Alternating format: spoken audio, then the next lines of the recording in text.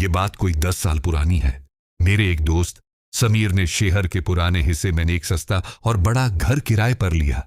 घर काफी पुराना था, ऊंचे दरवाजे, मोटी दीवारें और हर वक्त चाय रहने वाली एक अजीब सी खामोशी।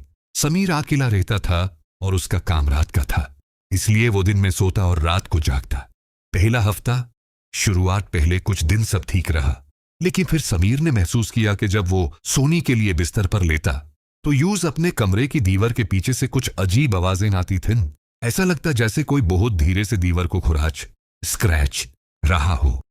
उसने सोचा शायद चूहे होंगे, लेकिन एक रात आवाज थोड़ी मुख्तलिफ थी।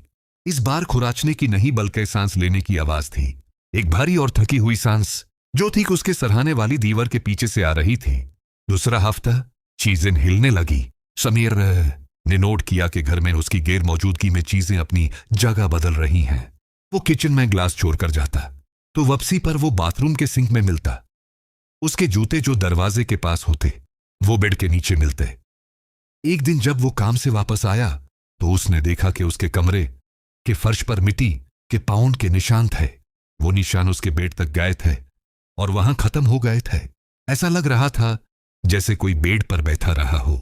वो रात शौफ का मंजर। उस रात समीर ने फैसला किया कि वो सोएगा नहीं। उसने अपने कमरे की लाइट्स बैंड की और कोने में एक कुर्सी पर बैठ गया, हाथ में मोबाइल की टॉर्च लिए। रात के तकरीबन 3 बज रहे थे।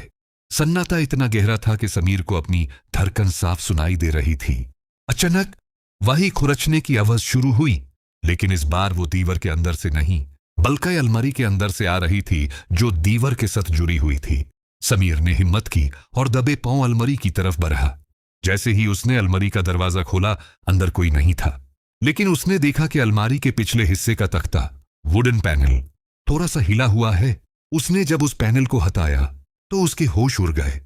छुपा हुआ रास्ता अलमारी के पीछे एक छोटा सा तंग रास्ता था जो पुरानी दीवारों के दरमियान जाता था। समीर ने टॉर्च जलाई और अंदर झांका। वहां एक पुराना गड्ढा मैट्रेस पर था, कुछ खाली बोतलें थिन और दीवार पर समीर की तस्वीरें लगी हुई थिन जो किसी ने दूर से खींची थिन। लेकिन सबसे खौफनाक चीज वो शीशा था जो दीवार में एक बड़े सुरख के सामने सेट किया गया था। उस सुरख से समीर का पूरा बेड साफ नजर आता था। मतलब जब समीर सोता था कोई इस अंधेरी दीवार के पीछे बैठकर उसे घन तो देखता रहता था। इख्तिताम समीर ने फौरन पुलिस को कॉल की। जब पुलिस ने उस तंग रास्ते की तलाश ली तो वो रास्ता पुराने बेसमेंट तक जाता था, जहां से निकलने का एक छोटा दरवाजा गली में खुलता था। वो आदमी वहां से भाग चुका था, लेकिन उसने वहां एक छोटी सी डायरी चोरी थी। डायरी के आखिरी सफ़े पर लिखा था कि आज समीर ने लाइट बैंड कर दी है, लेकिन वो सोया नहीं है। वो कुर्सी पर बैठा है,